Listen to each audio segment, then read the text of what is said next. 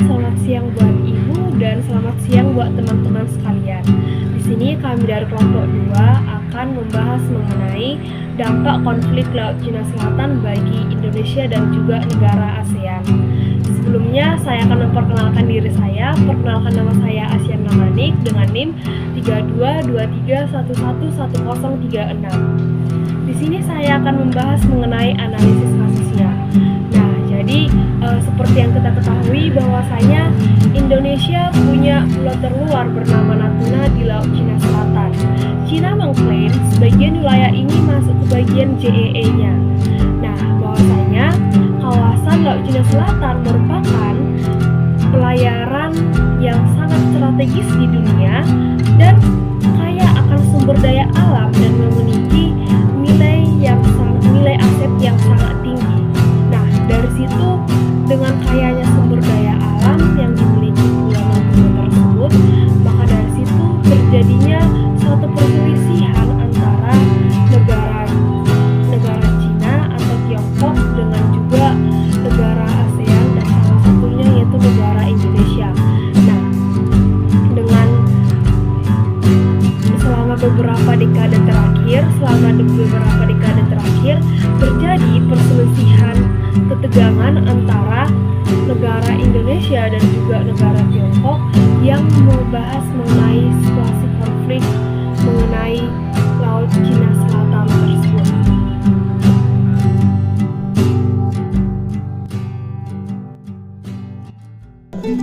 Apa sih teman-teman akibatnya buat kita? Ada 4 akibat yang akan ditimbulkan dari konflik Laut Cina Selatan, teman-teman. Yang pertama itu resiko perang dan ketegangan militer. Negara seperti Vietnam, Filipina, Malaysia juga akan memperebutkan wilayah ini. Dan ini hal bisa memicu bentrok militer. Dan Indonesia, negara kita ini terpaksa meningkatkan pengawasan laut dan udara di sekitaran Natuna. Yang kedua, teman-teman, yaitu gangguan ekonomi global. Seperti yang kita ketahui, Laut Cina Selatan merupakan jalur pelayaran yang tersibuk di dunia. Sebanyak sepertiga kapal kargo melewati jalur ini. Sehingga dapat dibayangkan kalau perang ini terjadi, maka pasokan barang ke Indonesia bisa kacau dan harga-harga naik. Yang ketiga, campur tangan negara lain. Amerika Serikat, Australia, bahkan Jepang akan ikut campur tangan karena kepentingan mereka. Dan hal ini bikin situasi semakin panas, teman-teman. Dan dampak yang terakhir, yaitu dampak keempat, terjadi kerusakan lingkungan. Aktivitas militer dan pengeboran liar bisa merusak terumbu karang yang ada di sekitaran ekosistem Laut Natuna. Dan ikan-ikan di Laut Natuna bisa punah, teman-teman, kalau terus dibombardir. Dengan mempertimbangkan berbagai dampak tersebut, penyelesaian konflik secara damai dan berkelanjutan menjadi sangat penting demi menjaga stabilitas kawasan dan keamanan global. Konflik di Laut Cina Selatan berdampak besar terhadap keamanan kawasan dan dunia secara keseluruhan. Meningkatnya ketegangan antar negara di wilayah ini menimbulkan risiko terjadinya bentrokan bersenjata yang pada akhirnya dapat mengganggu kestabilitasan regional serta perekonomian global. Keterlibatan negara-negara dari luar kawasan turut memperkeruh keadaan dan memperbesar eskalasi ketegangan. Persaingan yang semakin tajam atas penguasaan wilayah dan sumber daya alam juga memperlemah kerjasama antar negara dan menghambat tercapainya solusi damai. Tak hanya berdampak secara geopolitik, konflik ini juga dapat merusak ekosistem laut, termasuk kerusakan terumbu karang dan penurunan keanekaragaman hayati akibat meningkatnya aktivitas militer dan eksploitasi sumber daya di wilayah tersebut. Upaya penyelesaian kasus-kasus terkait perbatasan mungkin melibatkan beberapa langkah dan mekanisme, tergantung pada sifat dan kompleksitas perselisihan yang ada. Di bawah ini adalah pendekatan yang umum digunakan untuk menyelesaikan kasus-kasus tersebut. Yang pertama, perundingan bilateral. Perundingan bilateral memungkinkan negara-negara yang terlibat untuk berupaya menyelesaikan perselisihan melalui pembicaraan langsung antara pihak-pihak yang bersengketa. Pendekatan ini seringkali menjadi langkah awal untuk upaya mencari solusi damai. Kemudian ada pendekatan mediasi, di mana pihak ketiga yang netral atau organisasi internasional dapat diminta untuk bertindak sebagai mediator dalam menyelesaikan suatu perselisihan. Adapun peran mediator yaitu untuk membantu kedua belah pihak agar dapat tercapai kesepakatan yang dapat diterima oleh semua belah pihak. Kemudian ada peran arbitrase, di mana negara-negara yang terlibat dapat sepakat untuk menyelesaikan sengketanya ke arbitrase nasional atau lembaga arbitrase yang diakui secara internasional. Hasil arbitrase biasanya mengikat atau dihormati oleh semua pihak. Kemudian ada pendekatan melalui pengadilan internasional, di mana jika solusi lain itu gagal, maka negara-negara yang terlibat dapat membawa perselisihan mereka ke pengadilan internasional seperti Mahkamah Internasional yang ada di Den Haag. Nah, pengadilan akan mendasarkan keputusannya pada hukum internasional dan bukti yang diserahkan oleh kedua belah pihak.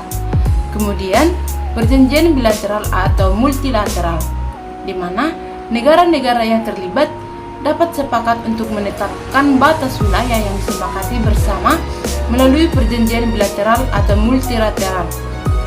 Nah, pentingnya untuk dicatat bahwa penyelesaian sengketa batas wilayah seringkali memakan waktu lama dan memerlukan kompromi dari kedua belah pihak.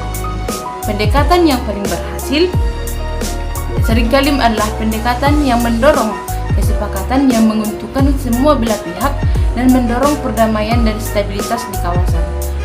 Adapun upaya Indonesia dalam menjaga wilayah Laut Natuna ialah sebagai berikut. Yang pertama, meningkatkan manajemen perbatasan wilayah Laut Natuna. Masalah batas negara menjadi penting dikarenakan perbatasan suatu negara merupakan manifestasi utama kedaulatan suatu negara, termasuk penentuan batas wilayah kedaulatan, pemanfaatan SKA, serta keamanan dan keutuhan wilayah. Nah, salah satu upaya Indonesia dalam menjaga keamanan di wilayah perbatasan adalah dengan tetap melanjutkan perundingan perbatasan agar terdapat kejelasan garis perbatasan Indonesia dengan negara tetangga, serta melakukan aktivitas eksplorasi minyak bumi dan gas alam di Laut Natuna. Hal ini sebagai bentuk eksistensi Indonesia di wilayah tersebut. Yang kedua yaitu peningkatan kegiatan ekonomi melalui eksplorasi minyak di wilayah Laut Natuna. Pemerintah Indonesia terus berupaya memenuhi pasokan energi yang terus meningkat. Untuk itu, Indonesia terus melakukan eksplorasi dan eksploitasi terhadap sumber-sumber energi yang ada. Selama ini, wilayah JEE Indonesia menyimpan kekayaan terbesar dan merupakan penyumbang kas negara. Salah satu JEE Indonesia yang sekaligus merupakan cadangan minyak dan gas alam terbesar di Indonesia berada di Laut Natuna. Dengan adanya aktivitas ekonomi langsung dari Indonesia di wilayah-wilayah perbatasan akan semakin menguatkan posisi Jadi teman-teman, intinya konflik Laut Cina ini akan mengancam stabilitas ASEAN. Jadi tidak ada keseimbangan, malah akan membuat sebuah kacau balau di Asia Tenggara teman-teman, baik dari lingkungan dan ekonomi yang dihadapi teman-teman.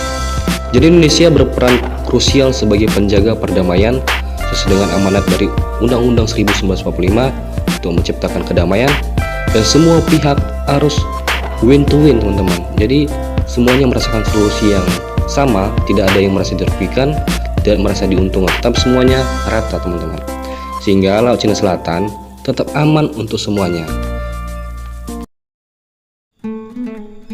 Nah teman-teman, bagaimana sekarang? Apakah sudah mengetahui tentang konflik Laut Cina Selatan? Pastinya tentu dong. Nah, demikian teman-teman video penjelasan mengenai dampak konflik Laut Cina Selatan bagi Indonesia dan ASEAN.